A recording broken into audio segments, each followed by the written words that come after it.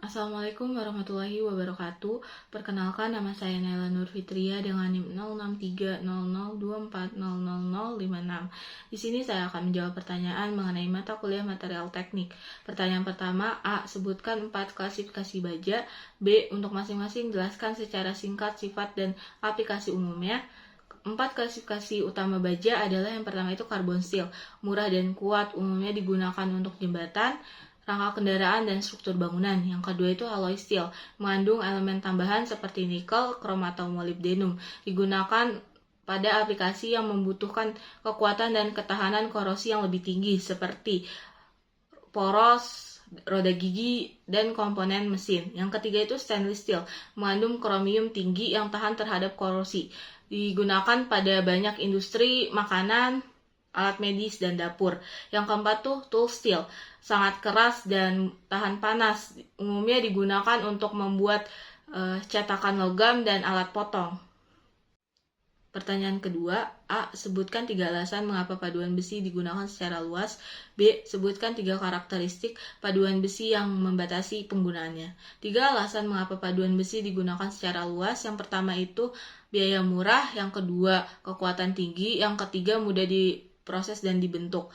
3 karakteristik yang membatasi penggunaan paduan besi. Yang pertama itu tidak tahan korosi atau mudah berkarat jika tidak dilapisi atau diproteksi. Yang kedua itu berat atau densitas tinggi. Yang ketiga itu tidak tahan terhadap suhu yang sangat tinggi, tidak seperti paduan khusus lainnya. Pertanyaan ketiga, apa fungsi elemen paduan dalam baja perkakas atau tool steel? Yang pertama itu meningkatkan kekerasan, yang kedua itu meningkatkan ketahanan aus, yang ketiga itu mempertahankan kekuatan pada suhu yang tinggi. Pertanyaan keempat, berdasarkan mikrostruktur, jelaskan secara singkat mengapa gray iron getas dan lemah saat ditarik. Gray iron memiliki struktur mikro dengan grafit dalam bentuk serpihan. Saat ditarik, ujung-ujung serpihan grafit menjadi titik konsentrasi tegangan sehingga memudahkan untuk terjadinya retakan. Ini menyebabkan gray iron getas dan tidak cocok untuk menahan beban tarik. Pertanyaan kelima, bandingkan gray cast iron dan malleable cast iron dari segi A. Komposisi dan perlakuan panas, B. Mikrostruktur, dan C. Karakteristik mekanik. A. Komposisi dan perlakuan panas. Gray iron dicetak langsung dari cairan logam, sedangkan malleable iron itu dibuat dari white cast iron yang dipanaskan dalam waktu yang lama sehingga mengubah struktur grafitnya. B. Mikrostruktur. Gray iron mengandung grafit serpihan, sedangkan malleable iron mengandung grafit nodul atau bulat yang membuatnya lebih ulet. C. Karakteristik mekanik. Gray iron kuat dalam tekan dan getas dalam tarik, sedangkan malleable iron lebih ulet sehingga mampu menahan beban tarik yang lebih baik. Pertanyaan keenam, bandingkan white cast iron dan nodular cast iron dari segi A. Komposisi dan perlakuan panas, B. Mikrostruktur, dan C. Karakteristik mekanik.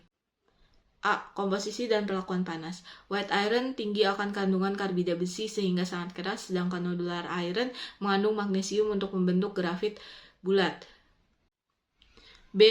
Mikrostruktur. White iron, grafit tidak terbentuk, penuh karbida, sedangkan nodular iron, grafit berbentuk bulat atau nodul. C. Karakteristik mekanik. White iron itu sangat keras dan tahan aus tetapi rapuh, sedangkan nodular iron itu lebih kuat dan ulet dan bisa menahan beban lebih tinggi. Pertanyaan ketujuh, apakah mungkin memproduksi malleable cast iron dalam bentuk berukuran besar?